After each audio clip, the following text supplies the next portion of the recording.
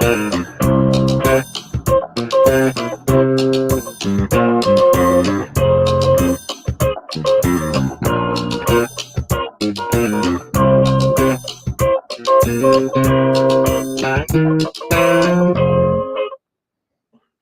happy Thursday, everybody. Are you good? I'll try to get the whole thing with TikTok and Instagram together. Happy Thursday, everybody. Happy Thursday. Welcome to the Dollar Hour. I am Deontay Burke, aka Mr. Short Dollar himself. We got an awesome show planned for you guys tonight. Tonight we're gonna be discussing something that I think is very, very important, especially people that are new in business.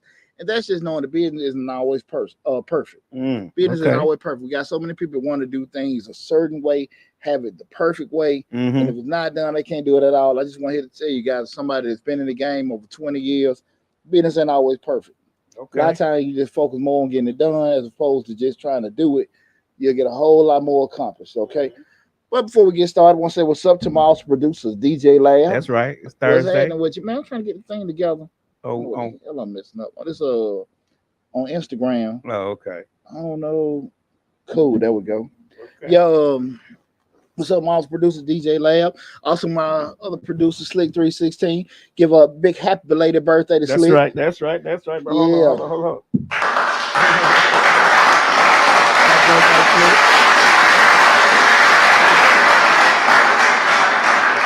Sorry, I missed the gathering. Your boy was working, but you know I was there in spirit. That's right. That's right. Yeah, but yeah, man, super excited about this week. I'm knee deep in tax season. Your boy putting in about 21-hour days, bro. Uh-oh. Hey guys, I come in the studio today. My brother told me make it look tired. Look tired. Look tired, man. Stanley Gardner said, good evening. What's going on, cuz? What's going on, cuz? My cousin Stanley. Yeah, also, this tax has been great, man. We've been doing good. I can't even flex. I say it's good to be tired from a successful business, ain't it? Man, And that's what successful business is. It usually makes you tired. But when that phone ain't ringing, you know. Yeah, we good to go now. If you come here all chipper and woke, I'm like, what's going on with you? You ain't got no business going on? So the broke people happy. Yeah, broke people happy. He crazy hell. Right, broke people happy. But now it's been going cool, man. But just the right now again. Let me stop again with the dollar with Mr. Short Dollar. You guys know on the channel we talk about personal finance, business, entrepreneurship, and investing. We have over close to 400 videos on the channel. We cover everything from business operations, business management, business funding. Right now, we're currently streaming live on Facebook, Instagram, TikTok, LinkedIn, a main hub of YouTube. Am I forgetting something? And Instagram. Also. Yeah. But as always, guys, the main hub is the YouTube channel. Go to the YouTube channel, Mr. Short Dollar. Follow us from the platform you're viewing us on now, but go to Mr. Short Dollar on YouTube. Subscribe to the channel. Again, like I said, it's close to 400 videos on the channel. Got a lot of great information currently on the channel and a lot of great information coming down the pipe. Now, tonight we're talking about business isn't always perfect. All the time, man, it's like I hear people come to me all the time, hey man, I wish I could start my own business. I want to do this, want to do that. They got this awesome skill set. They got this great dream, and they're always waiting for something else to determine or move them in that direction. When my kids graduate, we almost through with the divorce. I gotta move. I gotta. Damn now I gotta die. Something has to happen. A major turnaround. And it's always correlated again with something else creating that opportunity.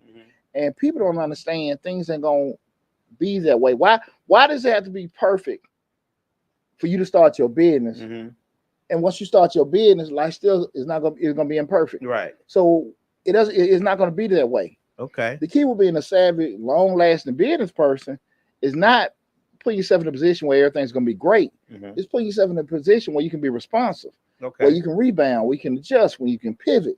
That's what a business owner, because when you start, machines gonna break, people gonna quit, contracts gonna get lost, all kind of bad stuff. People get so enamored when they look at people that are being successful. I want to do that, man. You see right now, what's one of the major things going on right now? Come on, Larry, help me out. Current events. The war in Ukraine. No. Locally. What's high? Gas. Come on, gas. Come on. It's one of those deals with me. Is like I gotta get it anyway, so ain't no sense in me crying about it. I got you. Follow me what I'm about to say. for the past 2 years, what industry has been booming? Transportation and trucking. Right. Everybody with the hot shot, Right. everybody with the box cars, everything like that. That's Everybody true. Ubering and all this other kind of stuff, lifting The- and everything, The right? Amazon box car There you- deliveries. There you have it. Doing that, you Yeah. got the ride shares going, Ubering, lifting, Instacart, and everything. Mhm. Woo! And now they got something called gas going up from $3 to $5 Uh-huh. a gallon. Come on now. And so, what happens? Do you stop? Do you quit? Mm.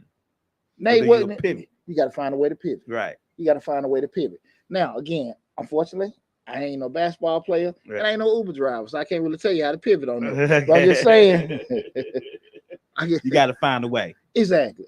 But here's the key though: when you put in them kind of positions where you really want to do something, Mhm. you initially get into it because you know all the pros and cons of actually getting in that particular business. Mhm. You know, because you can fix on houses, because you can cook goods. Everybody love Mhm. your cakes and stuff like that. But you gotta always tell people, write down 10 to 15 reasons why you wouldn't do that business. Okay. Not to make you quit, not to make you not stop doing it, but to make you aware of the different pitfalls in that business. Okay. Right? Right. We said we talk about it all the time. Most people really don't want to be in business. They just want them a job gonna pay them some more money. Right. They want more respect at their job. They don't Right. want anybody fussing with them. What I hear all the time? Well, you work for yourself. You can do what you want Yeah. to do. Yeah, and I'm working damn up 2 or 3 in the morning too. Getting up at When 7. you sleep, yeah, Right. Or 5, right? yeah. They got to get up 5, get kids up, go to the gym. Man, no, you don't want these problems. Yeah. You don't want that. And So so 20 hours a day, so you want to work 8 hours a week. it's 20 hours a day, so you don't have to work 8 hours a week. Right. Boy. I had not to work 40 hours a week. But you know the thing of it, Lab, is that when we start looking at these particular things, like, okay, I want to do this and I want to do that. What I want to talk about tonight is not creating barriers for yourself that will stop you from going next level with your business, or even Mhm. getting started with a business. Okay. Far too often, we always make these imaginary barriers or stop signs for ourselves in life why we can't be successful, why we can't do certain things, right? Uh-huh. Everybody got some reason. Everybody got some reason why they can't do it. And we use them for several reasons. To protect us, because nobody want to look bad. You know, man, what happened to your business, man? I thought you were doing this, doing that. Right. Just you can't. You want to blame it on somebody else. Right. Blaming on Barack and Biden and My people weren't supporting me. yeah, my people want to support me. Right. And a lot of times it's just it could be you, not in a negative way, but just it ain't your season right now. You weren't mentally prepared. I had some people reached out to me today in some services. They got a mattress store, and the guys, everybody know I had the video out about a week ago. If you have a multi-partner LLC or an S corp, the deadline was March 15th. Also for your nonprofits, the deadline was March 15th. Right. And so they called today like, yeah, we need to get our taxes done this day now. So, man, y'all done missed the deadline. They didn't know, and they were just they knew in business and everything.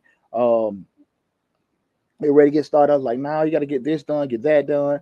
One person initiate getting the filing, but I'm like, no, you have to file the business and then take those K1s and distribution forms to your personal return. They didn't know. Oh, okay. Oh man, they going, a lot more than they expect. Listen, relax. Okay. Relax. This is your first year. Right. We're doing it and everything. Just we'll sing in the right direction. But a lot of times people panic and don't realize like how much stuff they don't know.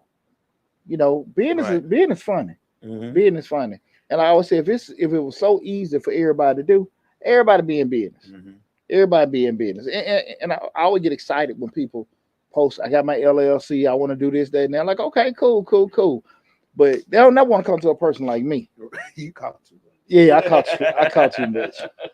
You won't. Why I'm gonna come to you when my cousin Gloria, she do the same thing you do, and she gonna give me the family discount. Lord don't do what I do. Well, the thing of it is, you want the crazy part is that you want to be in a situation you can make you $10,000, $20,000, $40,000, $50,000 in a couple months, but you don't want to spend a couple $100 to get the game. And I always share with people, when I start making money, we start going, we talking about over 6 figures making money. I start paying for it. Right. I start sitting in them $2,000 seminars for 2 days. Mhm. I start paying for those $2,000 or $3,000 mastermind groups, Mhm. and that's when my money changed. Okay. When I was sitting there just going on YouTube, which is free, and it helped. Right. It helped. When we start making money, I had to start paying for the game. You got to step outside that I box. had to step outside the box. I had to step outside the purse. Open that chain purse up. Right. Open that chain, Jangalang. I think. Do you think a lot of times people don't realize the extent of making or what it takes to make a successful business? Like a lot of times we always talk about, people don't see the process, the hills and valleys. They always see the finish line, and a lot of times they don't take into account the hills and valleys that may come with. There may be a lot of valleys. It may not even be a lot of hills in the first few years. You may be in the valley the whole time looking up to the hill. Yeah, and people are not mentally or physically prepared for that climb. Now you don't hear most of it's not realistic. Mm-hmm. I always say if you can make that 3rd year in business, that first year is kind of cool because it's exciting. You got your first year. Mm-hmm. Second year kind of funny because you kind of have some setbacks and things like that. But that 3rd year, you'll see things go next level. Mm-hmm. But people just ain't patient like that. Mm-hmm. People ain't patient like that. I always say, get you some mentors, go to some groups to get some kind of moral support, mm-hmm. And everything, and just try to be as prepared as possible for all the bad stuff. Mm. If you do that and you're happy, you'll be cool. I always share with people the reason. My biggest thing to make more money. I made a video about that a couple weeks ago. Go to Miss Short on YouTube, and the video is how to do this to make more money. Focus on making yourself happy. When I came out of the divorce, I didn't really. What I did, I closed the salon. I did all the stuff that kind of was like a hindrance to me. Mm-hmm. Then like the salon. Got to back away from the mother stuff. Like, okay, really, I'm just gonna focus on tax business, YouTube channel. Just be happy. Right. And when I focused on being happy, the byproduct was the money. Okay. I look up like, okay, all right, boy. That change first get a little fat. Yeah, you pick it up a little bit. So, and that's one of the biggest things. Focus on being happy. Mm-hmm. But right now we're talking tonight about business and always got to be perfect. I think, a lot of times people don't realize, especially you got people that are perfectionists. I want it to be this way. Mm-hmm. And I was just doing some reading earlier, and it was like perfectionists usually have a difficult time in business.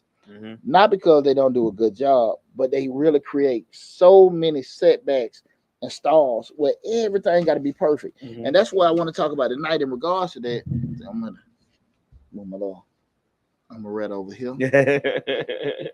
Let them through some smooth, sweet stuff tonight. Right. keep you balanced. Yes, sir. But that whole point of just being, it got to be right. It's got to be this way. It's got to be that way. And I want to talk to that because you have so many people that, again, they've created this giant roadblock because they can't understand that. Hey, look, you can't make everything the way you want it to be. Mm-hmm. Life ain't like that. Right. I wish it was. Your marriage, your children, your job. You're always gonna have something that is gonna change. You just gotta be able to adjust. If those things in your life are like that, why wouldn't the things in your business not be like that? So I want to have a good discussion tonight. So listen, guys, if y'all watching right now, I know I'm late with this. Please, you're watching the video, regardless of what platform you're watching, make sure you like the video. Like the video right now. And also, make sure you follow us on the particular platform that you are looking at. And also go to the YouTube channel, Mr. Short Dollar, and subscribe to it as well. When you start looking at in regards to just people wanting everything the right way, just being a perfectionist, right? And you start looking at yourself. And what we all talk about doing that self-awareness, self-evaluation. Yeah. Knowing, okay, are you a perfectionist? 3 key things I look at to kind of make yourself. Now I want to say this. There's nothing wrong with being a perfectionist, but there is something wrong with creating these stalls and setbacks and roadblocks for yourself. They're going to be hindering you going forward. Okay. And that I think that happens a lot with people because it's one thing to go to your job and you can tell people what to do and everything's kind of synchronized. This coming in, we're doing this. These people coming in, we're doing that. When you're in business for yourself, you pretty much pulling out of puppet strings. Okay. Sometimes people buying from you, sometimes they ain't. Sometimes that phone ringing, sometimes it ain't. You know, sometimes you're overwhelmed. Sometimes you're sitting there like, hello, hello, hello. Checking the phone, make sure Hey, it's lad, on. call my office, man. Call my office. What wrong? Now, just call it. Try to make sure the phone working. Right, right. That's one of those. Those some of those setback you deal with. Mm. That's them valleys. That me before tax season.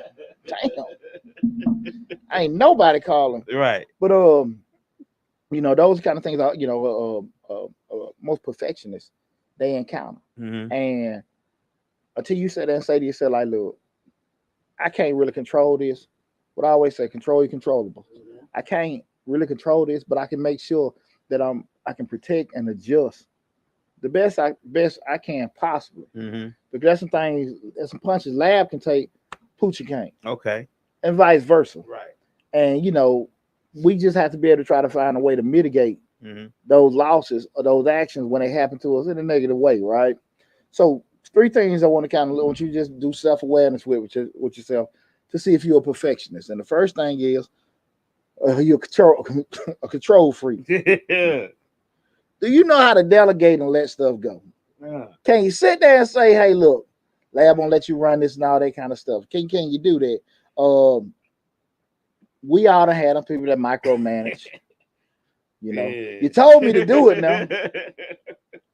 You know, I'm guilty of that one because I'm Yeah. like, they ain't gonna do it the way I want it done. See, that's the thing.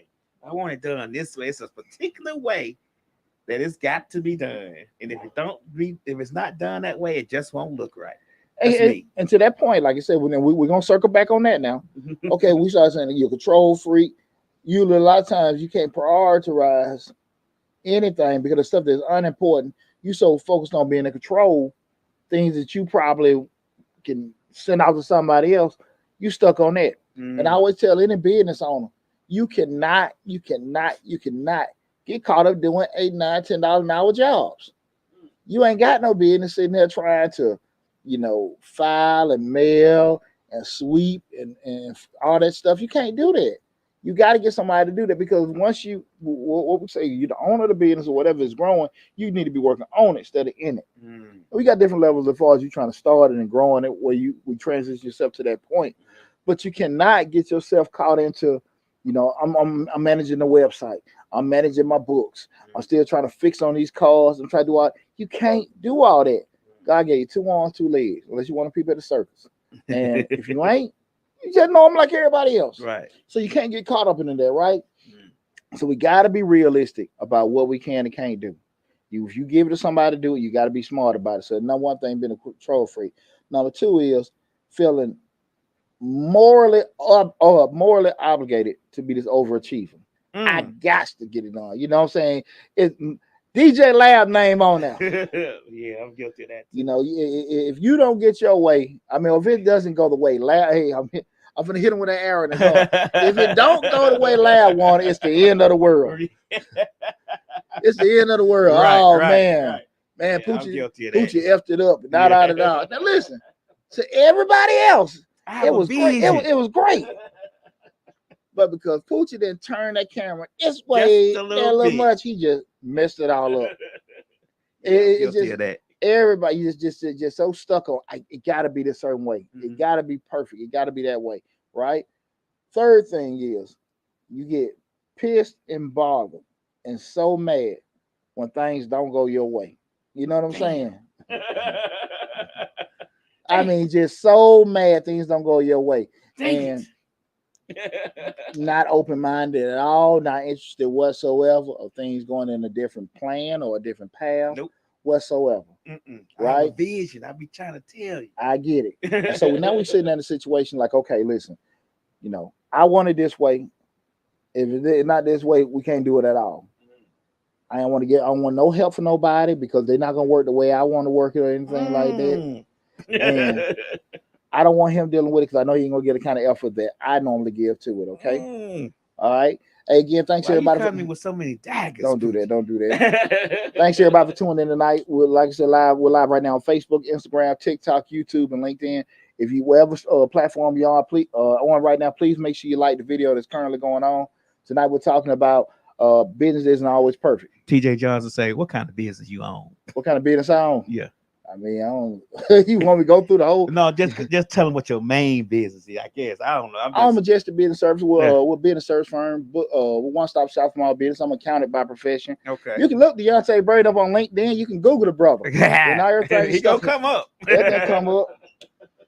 I'm an accountant by profession. We're a one-stop shop for small businesses, bookkeeping, tax prep, payroll, being in business. This is our 21st year in business right now. I also own commercial cleaning company, Three Sons Commercial Services. We just closed Dorsey Salon last year. 17 years we was open. Right. I'm also right now a professional YouTuber. You are a professional YouTube creator. What else we got, lab?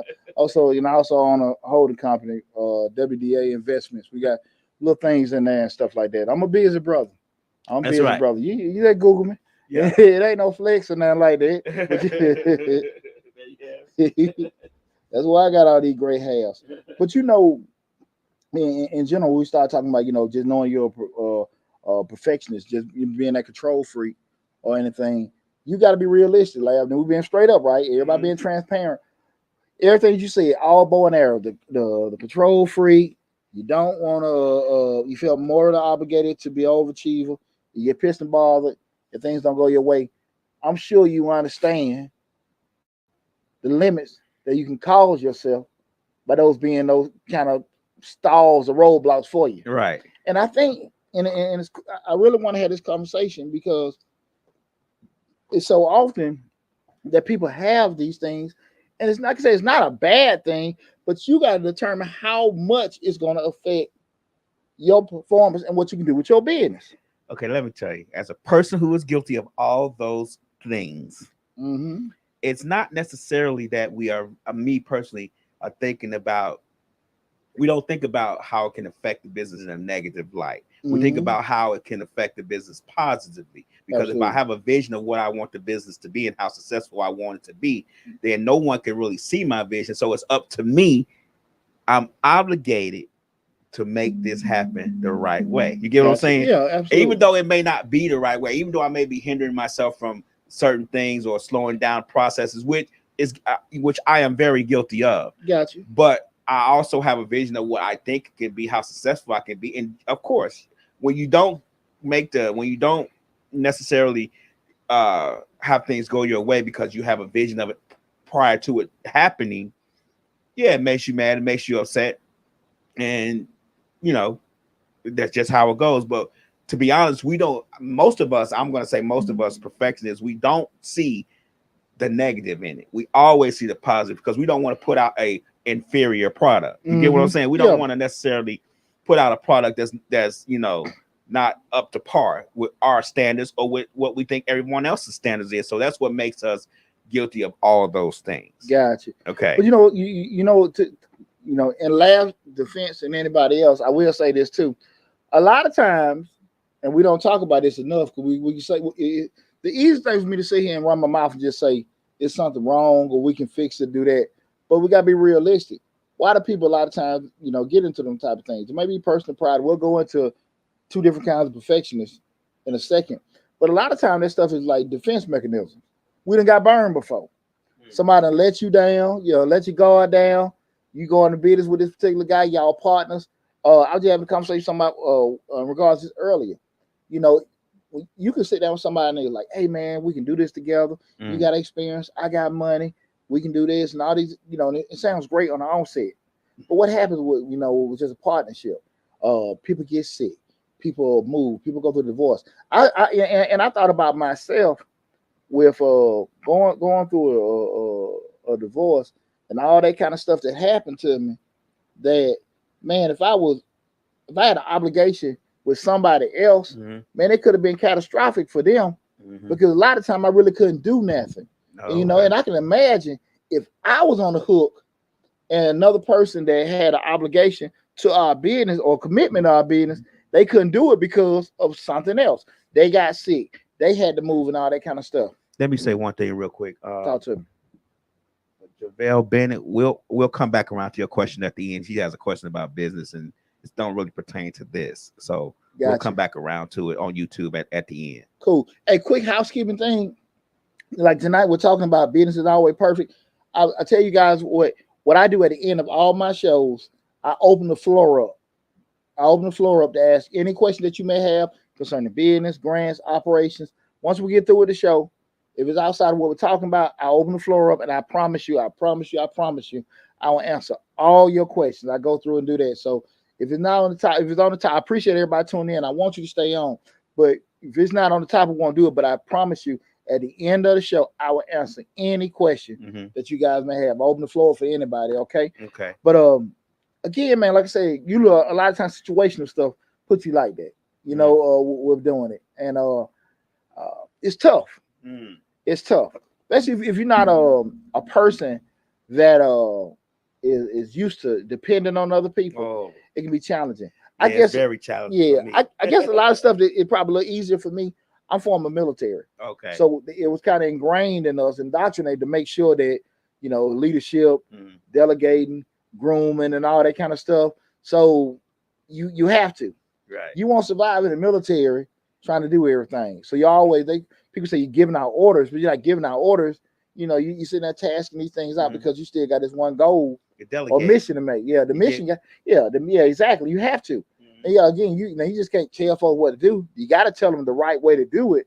But it's kind of ingrained in you. You groom from when you're a private all the way you saw it. You know how to do that kind of stuff. So it's a little easier for me, and also probably a little easier for me to develop because I was taught. I'm not naturally able to do that, but I was taught how to actually, plan and develop and and actually explain to people how things get done and stuff. So that was one of the biggest things I did learn from the military. But I do understand why a person may be a little bit abrasive to open things up with a person, because it's just like typing. Been in 20 years.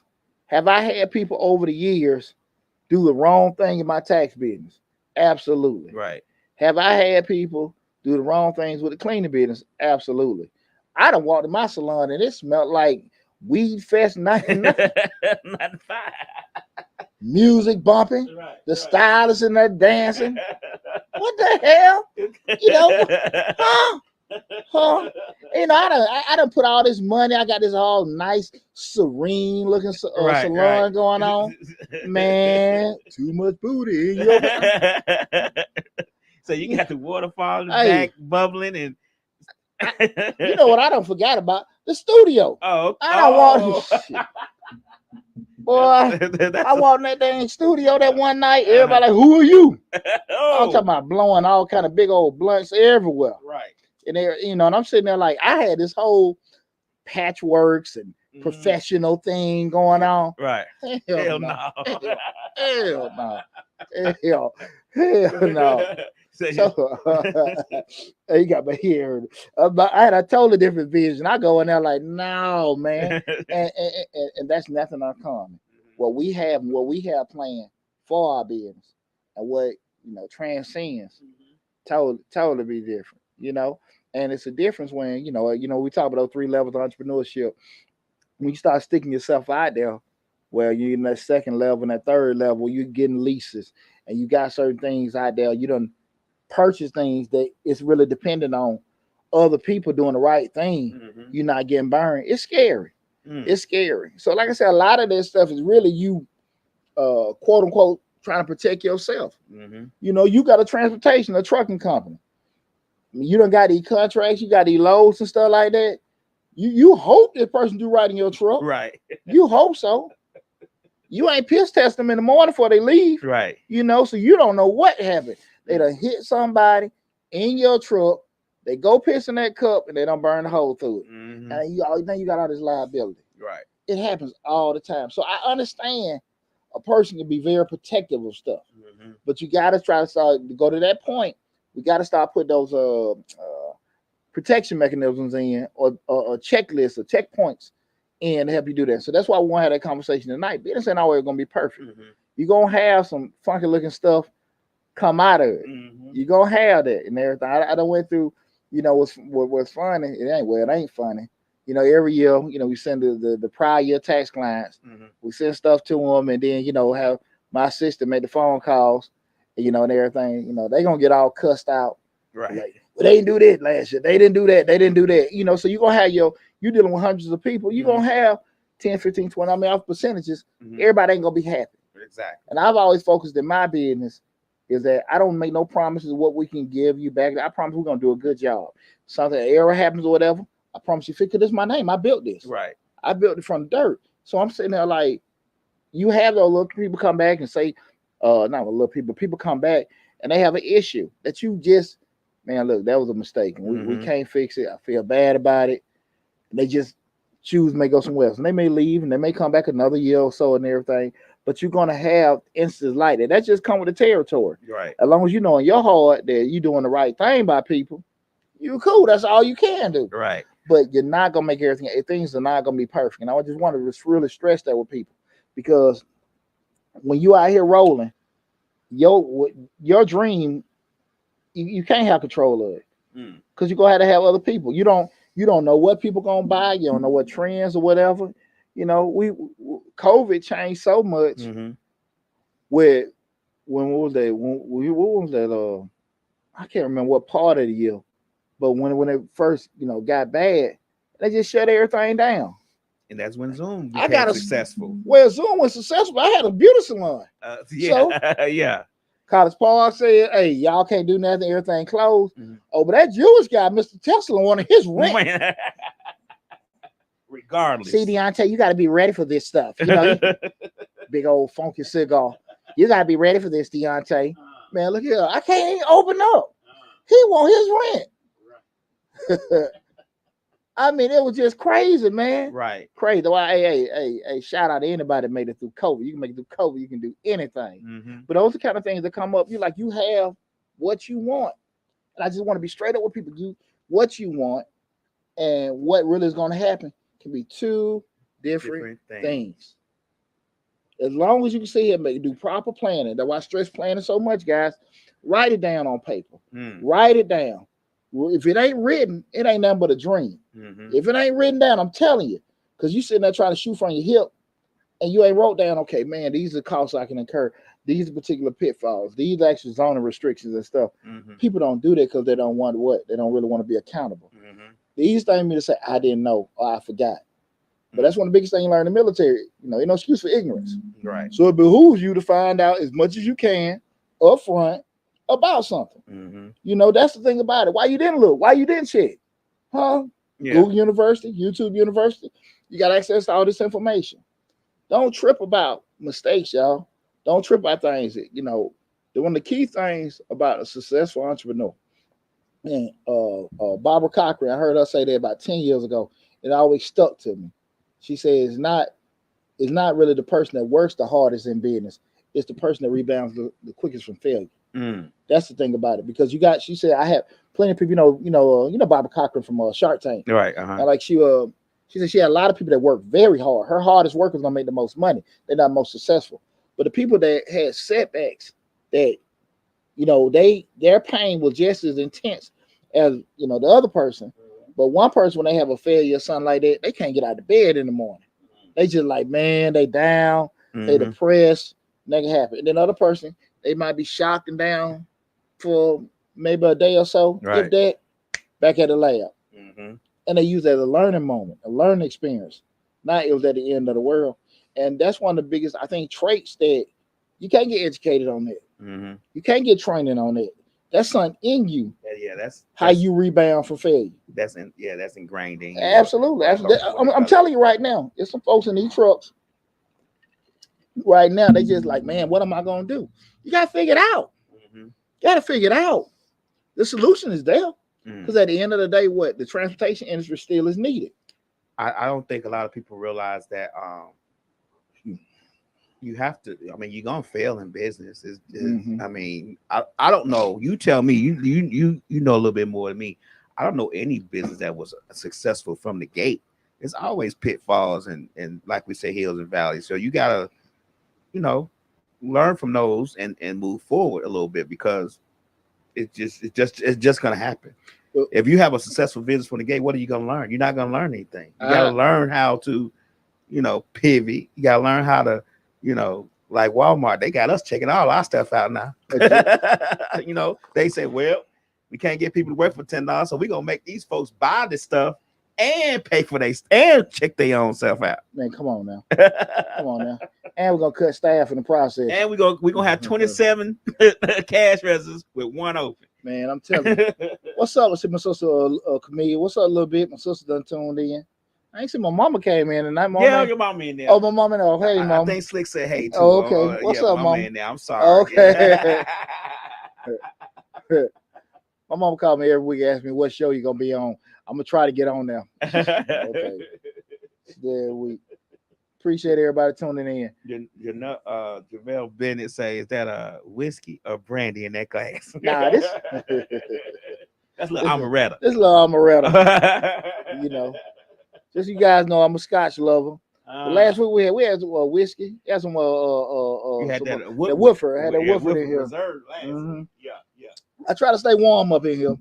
Try to stay warm. But man, I about to lose my train of thought. I ain't got to think about my liquor. Forgot about what the hell I was talking about. Theoretically though, man, I think the more you can put yourself in a position where you're comfortable with dealing with stress, you'll be okay. Cause that's how it is. That's how it is, man. I'm telling you, man. People, business is great, but to your point, you just asked, is anybody come out of the gate being successful? Probably so. But at the end, you're gonna hit a bump.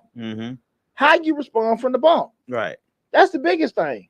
How are you gonna respond from the bump? Right. The code enforcement of change. You got people that get in, want to be in real estate. I see all them videos. People saying you can get you this and get you that. I'm tell you like this. I can be honest. I had a deal. We lost about $20,000 in a flip. What, about 3-4 years ago? I done lost mine. I done made. But hey, man, that's a game you can be in for years and feel like you got it. And now it don't happen like that. Right. And it's not issue of if something come up with the house, it's when something gonna come up. And I think in all these videos to tell you can go buy a house and flip it, they don't tell you about code enforcement. You got to get these particular things done. You got to have, zoning, man, all kind of BS that experience will teach you that you're not going to find out no little 2 or 3 minute video. Right. And Ivy Green says the biggest hurdle was failure, and that now I understand it's okay to fail, that things will happen. Yeah. No, awesome point. Not you don't have to be perfect. Things will happen. So the Ivy Green. Yeah. Hey, that's an awesome point, Ivy. And I appreciate you tuning in. If you transition where you start, it's all about the vantage points you want to give with failures. And if you start looking at failures as teaching moments, and at the end of the day, the more you learn, the less you can lessen the impact of that quote unquote failure. But if you learn that being a teaching moment, you'll be okay. Because we always talk about, we start talking about, certain going to get educated on something or getting somebody. At the end of the day, you're going to pay for some kind of education, either through your money spent or somebody that went to school for it. It's going to get spent regardless. Right. You determine that, when you want to go on Google, you want to pay for these a legalized contract that attorney done drafted, get sued. Try to sue somebody. And take that Google contract to court with all them damn loopholes in it. You'll see how far you get with that. Been there, done that. JaVale Bennett said she would rather have sustainable success than instant success, because failure is the greatest teacher. And I'm sorry, I have to look over at the computer screen and see your comments. So. Yeah. Lab can read, y'all. Yeah, I can read. Trust me, I can read. I'm doing 4 or 5 things at once. Lab super multitasking. I'm here to attest to that. He can read, y'all. He just super multitasking. My man is on point. Nah, but you even with and that's a great point. You have sustainable success, instant success. You don't know how it's gonna come. Right. But experience will teach you. Look, I'm in this for the long haul. Instead of just having that one quick peak. You can see it be gradually going up and stuff like that. And I think that until you go through it, you're really not going to understand that fully. You know what I mean? You're not really going to understand that fully, because we get into business a lot of times because the pros of being in business want to make more money, ain't got to answer to nobody, those particular things, and not necessarily always give thought to the pitfalls, slow times, laws, um, vendor prices, and all that stuff kind of changing or whatever. Those kind of things you really don't give a lot of thought to unless you season, and those kind of things can be have a severe impact on you, on your business, and depending on how you got everything set up or where you at as far as a business person. I'm just talking about your maturity level as a business person. It can go into your health. It can affect your family. It can do all kind of stuff that you weren't thinking about. Relationships, friends, and all that kind of stuff. Look how many friendships are ruined behind business. Right. Look how many families are destroyed behind business. Look how many people got all kind of health issues behind being stressed out and stuff like that with business. Come on, going to it for that. Right. Nobody. Who the hell going to it for that? Right. Huh? Right. You be saying something, you ain't seen a brother in years, and boy, what's going on? He got a cane, he bent over. Boy, you still got a car dealership? Yeah, man, we ticking. And he looked effed up. Like, what the hell?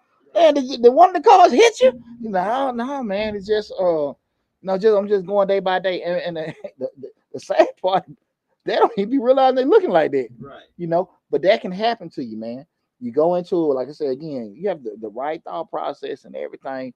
But again, if you're stressing about the wrong things to happen and not focusing on being able to learn and adjust, those kind of things can happen to you real quick, guys, real quick. And I want to say this, guys, just from my experience, I don't think there's a real direct correlation between being a perfectionist and being a success. I think you can have high standards about things, a la Chick-fil-A, but things happen. You know what I'm saying? Things gonna happen. Do you think that pitfalls and valleys and all those things help you appreciate the business more once it does become successful? Do you appreciate it that much more, because you were able to make it out of those valleys, and you were able to get over those hurdles that weren't necessarily, that was in your way? I think you appreciate the business more, but I think most importantly, you feel very proud of yourself that you didn't quit. And I think a lot of times people, when they get into business, and I've been guilty of this myself, don't take enough time to reflect and be proud of ourselves, because you be like, okay, I made it through that. Let me go to that. Then stop like, dang, boy, hey, you done did a lot. You done came a long way from being on WAOK and doing free stuff and starting in your kitchen and doing taxes. You done came a long way. And a lot of times, when you in it, you just like, boom, I got that fixed. Let me move to that. I got that fixed. I got that fixed. And just don't pump the brakes and be like, hey, let me enjoy some of this money. Let me sit back and do that. Now, I ain't got no problem doing it now. Yeah. But I'm just saying, like, it is easy to get so caught into forgetting why you did it and not being happy and just being so focused on this got to be straight. This got to be this got to be that. And you get that tunnel vision. And again, like I said, I can't sit here and say there's a direct correlation between being super focused and killing yourself and success. It may or may not happen. But I say, with my personal experience, by focusing on being happy and having fun, the byproduct was money. Right. It's success, the money, fun, and all that came with that. Now, did that mean I ain't had no bad days? Absolutely. But at the end of the day, you look at it like that's just part of the territory. Right. I think people, and this is just me, you tell me what you think. I think a lot of people think that, you can't sleep, you can't rest, you can't relax, your business won't be successful. They have this illusion that, success don't sleep. You got to be up 24 hours a day to make stuff successful. And really, that's not really, for one, it's not physically possible. And for two, you don't necessarily think or respond as good as to things when you're tired. I seen the video with Steve Harvey was talking to some people, and he's a great motivational speaker. So you ain't, they be, the ones that's so great, you don't know if they're lying or making up stuff or whatever. Right. But he said something in regards to you can't get no sleep, you can't get no rest. And here's the deal with one thing with that: if you ain't getting no sleep, you ain't getting no rest, then you have to make some sacrifices. Right. Your time, your money, Some things you might give up with, quality of life, family, and all that. I will agree with that Mm-hmm. because you're gonna have to nurture it at a certain point to do it. But you're gonna have to be realistic about what you can and can't do in life and the impact that your your non-involvement in some of your personal stuff Mm-hmm. can have and Mm-hmm. everything. But and that's very difficult with being an entrepreneur, Mm-hmm. finding that happy medium. But you're gonna have to find it because they don't take number one. When you're in business, they don't take the a cold Mm-hmm.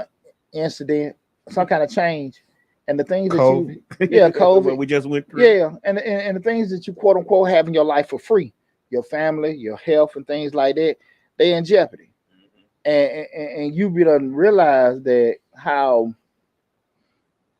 easy is those kind of you can get the money back, but you can't get your health back, can't Right. get your family back, you can't get your mental state and all that kind of stuff.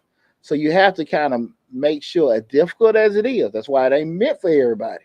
It ain't meant for everybody. As difficult it is, you got to be able to kind of keep that little happy medium because a lot of times the people that are close to you can't handle the stuff that you can handle. Mm. They can't necessarily handle your absence. They can't necessarily handle, you stressing about certain things or whatever. Because it takes experience to be able to cut that light off. You can hear all these speeches where people tell you, leave that at work, don't do this, don't do that, and stuff like that. But you got to experience it Right. to do that. Mm. Because how can you, if you got a lease, you got utilities, you got debt, and all this stuff tied to a business, how the hell can you not Right. cut it out? You know what I mean? Just how can you not? I mean, I'm sorry, not cut it out, but just not be able to keep it on when you How go in the would house. you cut it off? Yeah, Right. and that's it take a while, and again, like, do I stress about stuff now that I did 20 years ago? Absolutely not. Mm-hmm. But I had to learn. Right. I had to learn and stuff like that. And I know personally some of my stuff with my family, health, and all that kind of stuff suffered because of that. Mm-hmm. But you got to learn through that experience. You got to learn through that experience because that's why mentors, support groups, and everything that are so important. Mm-hmm. Don't be okay all the time being the smartest person in the room. Try to be in there with like-minded people. You ain't got to be in there with all these people that know more than you. But just, hey, man, how you do this? How you do that? Oh, for real? Man, when you talk to people that got common stresses as you, especially on the personal level and stuff like that, it helps. Mm-hmm. Because you can kick things to them, they can kick things to you. And you understand, look, man, this ain't got to be this perfect situation. You know what I mean? Right. And a lot of times, I don't think people want to look normal. They don't want to look bad. Mm-hmm. You see that business on the thing, people will say all the time, like, we got this and that going. People love putting pictures of the success Right. and everything doing it. But again, when you start talking, like, when I start telling you about the money I done lost and all this other kind of stuff, people look at me like I'm crazy. Like, nah, yeah, man, that come with it. That happens. That come with it. Now you make it to the other side, you're good. Right. But you gotta be realistic Mm-hmm. that you're gonna have to go through stuff. Like I said, it ain't if it happens, it's when it happens. And when it happens, how you adjust to it, how you rebound to it is so important. What's about that? Javelle Bennett says, yeah, her oldest daughter is mad at her because she works so much. And that's just a part of it, right? That's a part of it. Family, family may suffer. Family may suffer, and I don't mean that in a callous way, but I think a lot of times that, and I'm gonna say this too, and this goes out to anybody that's in business, anybody that's following their dreams. And one half, I am saying, you don't want to put family and health and stuff at risk, but I will say this too: kids gonna grow up. Kids gonna grow up, and family man, all stuff like that. And again, when you love your children, and this comes from personal experience. The father of 4 boys. Oh, he is his daughter. I'm sorry, my bad. Okay. I'm sorry. DJ laugh off. Charge it to my head, not my heart. His daughter is mad at him because he works so much. No, well, but even to the point, with that, we understand that they're gonna grow up one day. Our kids gonna do some things that we totally don't agree with, and they're gonna move on. They're gonna get married. They're gonna have kids, and they have to make their own decisions. And you've been made a lot of sacrifices for other people, and they don't even go in the direction or the path you have for them. And you gotta be very, very careful that you don't lose yourself trying to create something for other people. And I'm speaking like this from personal experience. I love my children. Mm-hmm. I think I'm a poster boy. I think I can be National Father of the Year. I can say that. And most people that know me know what kind of father I am. Right. And I don't think my kids would disagree. Right. Probably my ex-father-in-law, but that's just that's his pity ass. But I'm just saying. but and I don't know. I'm in all seriousness, I will say this is that you have to just kind of know how the impact you have on other people, but you can't lose yourself. Never lose yourself to make other people happy. If you are happy, one of my mentors told me, if Deontay ain't happy, ain't nobody else gonna be happy. Right. And that has stuck with me because again, if you ain't happy, ain't nobody else. So you got to make sure that you keep yourself the primary. Mm-hmm. Make sure the family's straight. The family gonna come and your kids, they gonna come and go, right, and do their house where they want to do it. Right. And they gonna keep the hand out. Exactly. And if your business not successful, yeah, but and that's part of it. Right. But at the end of the day, like, look, man, it sounds good. Mm-hmm. Well, I did this, that, man, and they ain't the sacrifice and thing they may recognize it one day. Mm-hmm. They may not. Mm-hmm. But you don't want to be in a situation where, man, I wish I had did this, but I had to do this, that, and that. Take care of your family. Mm-hmm. Take care of your family. You're going to take care of them. I'm pretty sure that brother take care of his family. But some things, like, man, listen, you got to do what you got to do. Because you got to be happy too. Mm-hmm. And, it may sound callous, it may sound hard, but you're talking to somebody that have been through it on both sides. Right. I made them kind of sacrifice and stuff. And I'm going to talk to it from my side of the view. I made my family and kids everything. Mm-hmm. They were my, you know what I'm saying? They were my, how do you put it? Your focal point. My focal point. Uh-huh. So it was a lot of things that I could have done in business that I didn't do because I was focused on them. It consumed me for them to be happy. Whereas I put mine aside. Yeah. You get what I'm saying? Once the divorce happened for me and all that stuff, I had to find myself. So here I am at 40-something years old trying to figure out what I like. Yeah. So sometimes, and I get and I understand exactly what you're saying. You got to sacrifice that. Sometimes you got to put yourself first and figure out the rest later on. Yeah. You get what I'm saying? Because you're going to do that in business. When you start a business, you're going to put the business first, and whatever you like in the business, you're going to put that first. So that has to sometimes apply to your family life. Yeah. And people don't realize at your job, the whole system and everything is already set. Mm-hmm. You just got to find a way to navigate within that system. Mm-hmm. When you're in business, you got to create the system. But even at your job don't care about your family per se. Yeah. They don't care about, sure, they'll give you family leave and but in the general sense, the person who owns that company don't care about your wife and kids. No. They want you in that seat. No, that computer. I agree with you. Right. I'm talking about as far as the commitment you got to make in business and what you got to do with your job, totally different. Mm-hmm. So you can get into it, say, I want to make more money. I want to do this for myself. I want this autonomy. But you're going to have to, everything that you have set for you at your job, you have to make that in your business. Either you or you got somebody in place doing it. Mm-hmm. And I think that's a big learning curve for a lot of people, understanding that everything that you probably unintentionally or intentionally took for granted at your job, you got to create them same mechanisms in your business. Mm-hmm. And it may not run as smooth. You be like, man, well, at my job, we did it like this. Right. Yeah, but they might have had way more money, way more of you in place. More established. Yeah, more established, all that kind of stuff.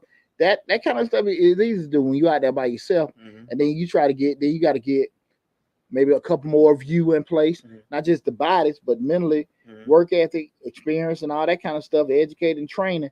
And it's not as easy. Right. Because you don't have an HR department to do screenings. You don't have a training department or training manuals. All this stuff got to be created by you. Mm-hmm. So those kind of things we start talking about, being perfect. Can you actually, can you be realistic about having all this stuff in place and you just starting up? And you can be in there for years. Mm-hmm. You just got to be honest with yourself. Like, look, it ain't necessarily, it's going to be right. Right. It's going to be good. It's going to be professional. But ain't necessarily gonna be perfect. Right. A lot of people struggle with that. Mm-hmm. It gotta be this way, it gotta be that way. And your vision of perfection and mine may be two whole different things. True. And that's the thing about it. I think a lot of times people that hard perfectionists, they ain't necessarily happy going to work every day. You know, That's just kind true. of like okay, I got to get this and I got to get that done. I'm very guilty of that. You funny. And you know, really wrestle with, Hmm. you know, I got to make this a certain way. And I think the sooner you can let a lot of that stuff go, the sooner you probably be a lot more comfortable in enjoying that journey. Hmm. What do I say? Oh, Mr. Bennett says that at his job, people are just kind of there for the paycheck. It ain't. I don't think it's very motivating. And I think that's common in most I think places. that's what most Yeah. jobs, most places, most. I mean, that's you just doing the dream job you've ever learned, like working at Google, and they got free drinks and Skateboarding sandwiches in and the hallway. skateboarding in the hallways and And like you playing said, basketball at lunch and sleep pods so you can sleep for 15, 20 minutes in the day. That's a little different. It's kind of hard to be, just there for that paycheck, and they paychecks be good. So, you know, that's funny though, because you know, when I was in grad school, that was one of the biggest things people was talking about. That was one of the biggest things, and you know, especially even coming out of Silicon Valley, how so many businesses were big on innovation and mhm, free thinking and quality of life, and there was just like a big wrestle mhm, with your, you know, traditional bureaucratic businesses and stuff like that. Everybody got to do it this way, doing that way, instead of just having a place full of, oh Lord, the light done went out. mm-mm. Just having this whole it's my sign. Um, Instead of having this whole atmosphere Mhm, of everybody thinking, asking why, doing these kind of things, you know, force failing, trying to get, you know, information and ideas. And then it's just, you know, I things are, you know, going forward. mhm, And you know, I was thinking about it, it's two kind of perfectionists, and that's kind of people that are excellent seekers. They demand high standards of themselves and others. And the other one being the failure avoiders. And mhm. those people would being constantly worried about the work isn't good enough and worry like hell about what other people gonna say. And if you follow between them two, that being the excellent seekers, always gotta have it the right way. Be realistic. Mm. I'm very real. You I know, file you know, between. it got to be that kind of way, and you just so stuck on that. And the other one looking at it is, you know, those failure avoiders. They don't want to look bad. We talked about it, you know, kind of touched on that earlier. Again, I'm not saying that you're not going to have situations where um, about living train. You're not gonna have a situation where things just don't go right, Mhm, but you gotta be realistic about, are they fixable? Are mhm, they doable? What can we do with it? You know, and I just think so many times people don't give that enough thought. But as always, guys, you know what happens when me running my mouth and, you know, talking about these particular things in regards to, you know, knowing the business is not going to be perfect. I'm gonna give you guys a couple tips mm. Well, let me throw tonight. this in there. Mr. Bennett says, Bill Bennett says, as a supervisor, he uses employee engagement, and they love him. His bosses hate him because in because of it, which tells him that he has to move forward with his own business. Yeah, Yeah. you know, those particular things, and I'm always pro anytime somebody want to move forward with doing it. But and I'm proud of that brother is smart enough to realize you don't going so far with what you're trying to do. Right. You know, you know, you gotta be realistic. They ain't trying to hear me. They ain't trying to move. You Right. know, and you can go to another organization. It can be the same thing, Hmm. but you gotta be realistic. Like, okay, I'm only gonna go here Hmm. with this and stuff like that. I don't see it that It's not way. a glass ceiling; Yeah, it is a brick you wall. know. So yeah. And what we say, man, if it don't work, hell, I can go somewhere else. Hmm. Yeah, but at least try. Hmm. You know, that's the big thing with that. Again, I'm Deontay Burton, aka Mr. Short Dollar himself. Tonight, we're talking about business isn't always perfect. Right now, streaming live on Mr. Short Dollar. Streaming live on Facebook, Instagram, TikTok, YouTube, and LinkedIn. The main channel, the main hub is the YouTube channel. Well, we have close to 400 videos on the YouTube channel. So make sure you go to Mr. Short Dollar on YouTube and subscribe to the channel. Regardless of what platform you're looking at right now, make sure you like the video, what you're looking at right now, and make sure you follow us on the platform that you're watching us on as well. So, with that said, guys, I'm gonna give you guys a couple tips to not get so inundated with, you know, worrying about if you're doing the right thing, if it's right or wrong or whatever. And the first thing is how to avoid getting caught in those kind of ruts where you're trying to be perfect with everything. The number one thing is remember the good feeling you have when you delegate. Mm. Okay, even if it's a worry feeling, remember the good part about it. I gave it a lab. Shit, lab gonna take care of it, man. He Hmm. messed it up. We'll talk about it tomorrow. But Hmm. just knowing you got that relief off of you, right? You got some kind. Yeah. I know you're cringing when you do it, but just being aware of the actual, you know, somewhat relief that you have when you did delegate or got something out for you. The second thing is think about the important things that you can focus on now because you're kind of backing out or being able to, not worry so much about being perfect. That being your family life, your health, your peace of mind, things like that, which mean a lot. Because I don't think a lot of times people realize that when you stress and you tripping about certain things, they handle you with a lot. Right. You know what I'm saying? And we really do take health for granted. We really do take family for granted. And you really, when you start doing things like that, kind of shoveling stuff off. And I'm not acting like this is gonna be an easy thing to do, but you got to try at some point. You have a different appreciation for those things that hey, you have been missing out on. Like I said, the things that are free to us in life, we probably not intentionally, we do take advantage, take it for granted rather. That's true. Because we figure it's always gonna be there. We always say free is never appreciated. There you go. And lastly is I want you guys to seriously think over whether your everyday habits are really worth stressing over. Those things you're doing every day to make sure it's perfect, is it really worth stressing over? And look at everything individually. That particular thing that you're going over every day, got to make sure this done, got to make sure this, that, and now. If it's a little bit late, will it be the end of the world? If it's not, if a little hit you in there, is anybody gonna get fired or laid off or whatever? Right. Just understand, guys. Y'all know my saying. I was telling you guys, we don't need a major and a minor. That's right. That's right. We don't need a major and a minor. We don't need to sit here and have a stroke about stuff we can't control. So just make sure at the end of the day, guys, I want you guys to be successful in business. I want you guys to be successful and happy in life. But you got to be realistic what you can and can't do. That's what we talked about tonight about self-awareness, knowing what kind of person you are, knowing, your habits, the good or bad or whatever. But also being realistic about what you're trying to do, how you can realistically lay it out by your time, your time capacity, your mental capacity, your experience capacity. Everybody can't do everything. Like I said earlier, that's some things Lab can do and handle. I can't, and vice versa. The task is on me is find people to help mitigate my shortcomings to help me be successful. That's right. I don't have time to be trying to do the things the Lab a wizard on the board. Y'all want to see that whole board blow up? Put me behind. So they put you behind. It ain't gonna happen. Nah, hey man. Hey, I tell you, boy. But that's what a lot of people don't do because they don't respect and appreciate what other people do well and think they can do it every time. Nah. You can do this, you can do that. I think anybody can do anything, right? But it ain't gonna be the same. Ain't gonna be the same. And I think the sooner that you can be realistic about what you can and can't do well, and focus more on finding people that can help you by doing those things well for you, you'll be more successful in business. I think you'll be a whole lot happier. I hope you guys enjoyed the show tonight. Again, I'm Deontay Burton. Spend a dollar out tonight. We talked about business isn't always perfect. So right now, I want to open the floor up. Anybody got any questions that are business related? We're gonna go with Mr. Jovel's question first. Mr. Ben's question first.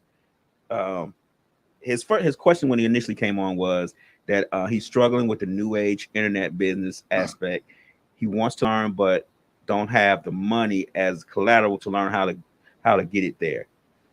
Do you have any direction, or are you looking for a protege to pass the torch? He's listening. Protege. Yeah. For with the internet-based business? Like I guess being a YouTube creator like you are. Do you have any? Like he says he uses Fiverr, but gets a lot of crickets from that. He's applied for numerous grants. He uses Fiverr, but he hears crickets from it, so it's frustrating for him. Well, and I understand the frustration, but you got to be realistic. If you look at business and try to build something, as the same aspect, you're looking for a job, you're going to put in 50 applications, maybe get 10 calls, 3 interviews, 1 offer, maybe 2, and if you look at it from that perspective, that's how it goes. We talk about, man, we went 3 years, we weren't making no money on the YouTube channel. That's right. And at the end of the day, we just didn't quit.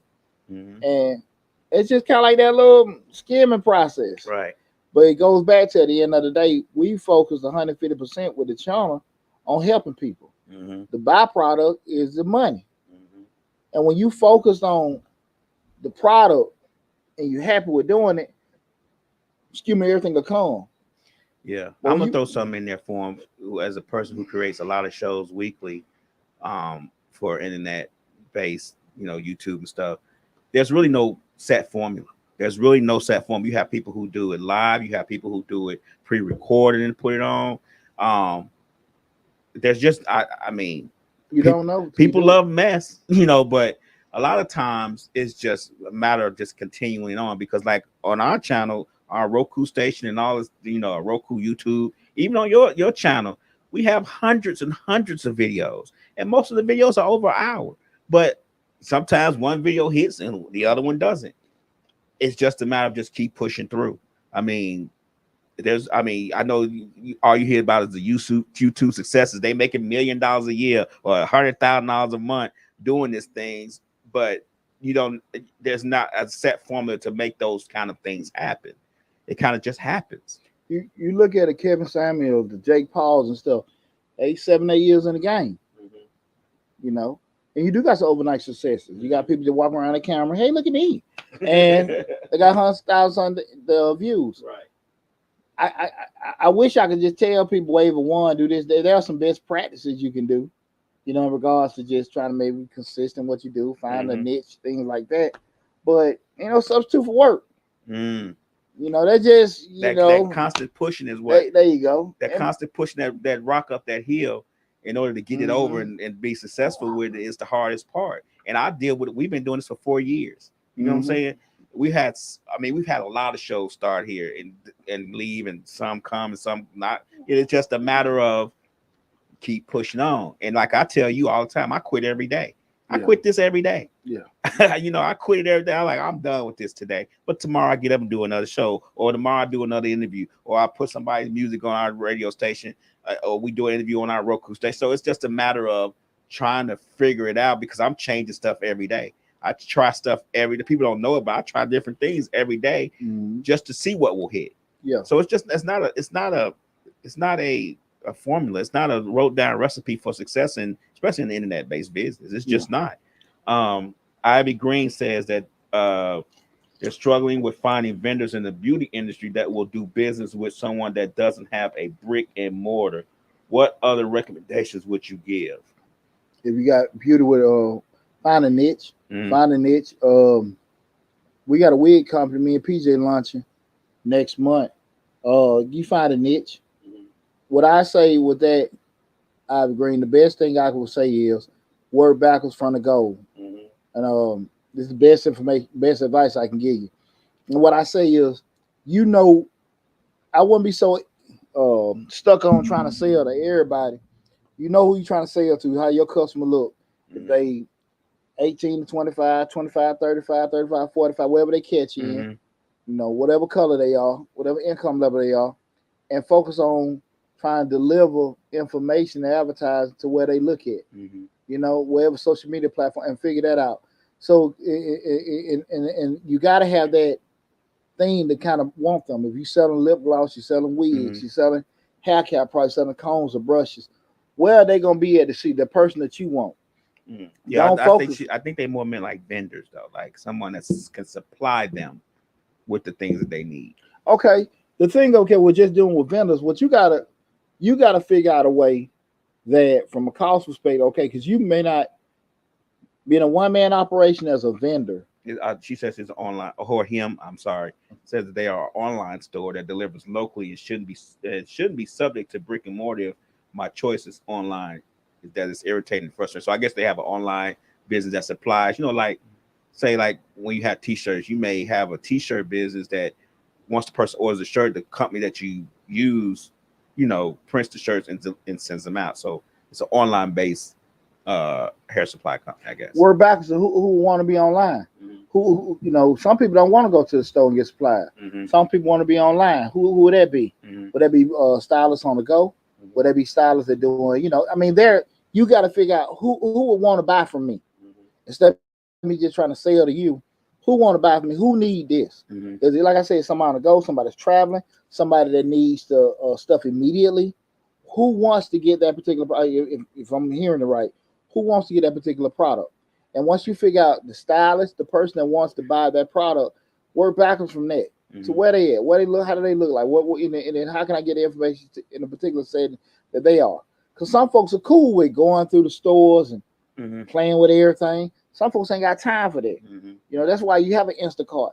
That's why you have a DoorDash and all that kind of stuff. You need to find the DoorDash people, the people that actually want to buy from you. And once you figure that out, okay, who are those people? Right. Traveling styles, whatever. You know, I mean, from that point, work back. I hope that makes sense. Yeah, yeah, that as far as customer acquisition, that does make sense. But she needs to get vendor.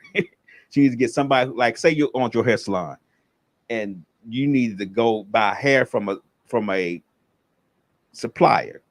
I think that's what she's more mean. She needs a supplier. She needs to figure out a way to get a supplier who wants to do business with online stores. The issue gonna come up with that. You're gonna have to just do a little homework with the vendors. I actually did this for some clients a couple years ago with salons and stuff, and to be in the form of salon on. I think you're gonna have to find some people that may have brick and mortar, whatever, and y'all had to partner together with your orders. One of the biggest drawbacks, especially with black businesses, anything outside of Asian and the actual beauty supply business, because it's not that many of them, they can't order in bulk like a lot of them Asian stores is, so they can't get the prices. So the Asian selling grease for $1.50. The black owned beauty supply store might got sell it for $2 because they couldn't get 10,000 cups of grease. But what happening is those other places are partnering together and they're ordering 30,000 a piece because it's 5 of them. So I say that do your homework, maybe find some other people that maybe a brick and mortar that may be doing online sales. You guys partner together to go to some of these vendors and you're making a sweeter order, because I think that sounds because the money ain't gonna be. You gotta look at it like this: the vendor is not gonna be so quick to want to deal with the 2 or 3 pieces. I'm not saying that's what they're doing, right? But I'm just saying that you got to make it right for them. So you got to actually go out there and find people. It's gonna be difficult to do that by yourself. That's why you see too many. I'm sorry. I mean, because I said that's why you don't see too many black-owned beauty supply, because a lot of times they're trying to order without trying to actually ordering at a cost that a lot of Asian stores get a lot cheaper because they're buying more at a time, but they're partnering together. And I don't care if you got to deal with, just say other people. I don't know where they're located at. If you're dealing with other suppliers in Atlanta, Georgia, Southeast region, y'all got to find some way where work makes sense. The way you buying in them numbers, where it can do that. You know, I think she may need to, or he. I'm sorry, I don't know. I think they may need to. They may need to think about this, just to creating a co-op in that area. Well, that's what I'm talking Find about. A bunch of maybe online stores together. I mean, we always say there's enough money out there for everybody. Find enough online stores, maybe a few brick and mortars, maybe 5 brick and mortars and 3 online stores. Y'all partner together, order the stuff together, and then the way the brick and mortar can say, well, the customer come and say, I ain't got time to come here all day. Oh, well, go to such and such online. They'll deliver it to you. The same products we got here, they got there. Because a lot of times I don't see a lot of brick and mortar beauty supply stores online. I may be wrong, but I mean, when you look up something for beauty, it always sends you to Amazon. And they don't specialize in certain things. Yeah, why you don't see most times, because the math ain't gonna work. That's why I try to just bring that whole point up with the extra supplies. You know, if you ain't buying that grease at a certain point at a certain volume, going back to the store, it's gonna be difficult, because again, you still got them fixed costs, being your rent, employees, and things like that. You got to be able to buy that grease at a certain price so you can get the same kind of margin. But if the Asian store is selling that grease for $1.50 and you selling it for $2.50, I mean, everybody ain't got pride. That's why Walmart is able to tell you, as the person who has the product, what you can charge for it in their store. Because they have so many stores, they have so much volume that people actually come to their corporate office to get their stuff in the stores, and the person who make the products, I may be making widgets, and I say this widget is worth $30 a piece. Yeah. And Walmart gonna say, no, in our store it's worth $18.50. There you go. And you got to go with that, because the volume of the store, the volume of stores they have, and the potential to you may want $30, but at $18.50, you may make the same amount of money because of the volume of stores that they have. Or more money because you got more opportunity. Right, You know, right. doing it. I hope I answered that question. Is another one? Any more questions? No, he's. Oh, JaVale Bennett said we'll be to Ivy Greenwood getting your products to Sally's or Walmart be an option. That's difficult. Yeah, that's very difficult. Walmart is very difficult. That's difficult. I mean, you know, it's not the wrong way having the online base, but I think the problem come up is what they were saying as far as getting the vendors, you know, and be able to supply your product. I mean, that's just what, especially if, you know, we're doing it, especially looking for suppliers and they trying to do that. You got to be able to get something at a realistic cost. Now, a person that's on the go, that's busy, they'll pay a little bit more because they want what? They want convenience. Convenience. So you just got to find a way to navigate with that. You take a little homework with doing it, but I think that co-op thing probably would be a good thing. Theoretically, but the flip side of it is you ain't got a lot of folks that gonna have the same kind of vision or order together. Exactly. I'm telling you, I don't looked into that before. That's why I'm not gonna say the whole truth about it, but you see why a lot of the black-owned beauty supply stores don't last too long. They have a very, very, very good experience with knowing the products, but business and partnering together, they don't do too well. Okay. So I'm just saying this is out of personal experience. We're trying to initiate what you're saying, like a co-op and stuff like that. Now they can't see it, but it doesn't. You can't compete with somebody selling something $1 less, 5 miles away from you. Right. You just can't. Right. Anybody on Facebook? No. Oh no. Anybody had a question with that? Okay, cool. It must be on YouTube asking questions today. Okay, cool. But yeah, Joe, I think Mr. Bennett is asking Miss Green questions, so they kind of answered each other on that. Yeah, I think a co-op would be good. Try to figure it out. See how many beauty supply businesses you have in the area, and how, you know, it's a lot of research with that. How far apart are they? How many miles are they? It's but it can be done. Korean hair supplies do it all the time. Lay about it. That's a project I took on before. Oh, okay. That's why I say just a psychological aspect of it. Like you just take out if we in Georgia, we got to meet in Columbus. If it's 5 of us, this weekend in Columbus, next weekend in Valdosta, next weekend Macon, but we ordering so much in bulk to do it. I mean, you got to find 4 or 5 people that's on the same page from a vision standpoint to get that, and that's what's extremely difficult. The theory of what you can do is one thing. Getting people that's actually wise and open minded enough to do that. That's all. That damn near like magic, man. That's shit. That's it. Well, you know, we funny. We funny. We gotta have an our way or another way. Right. You know. Right. So everything good? Got any more questions? Are we good?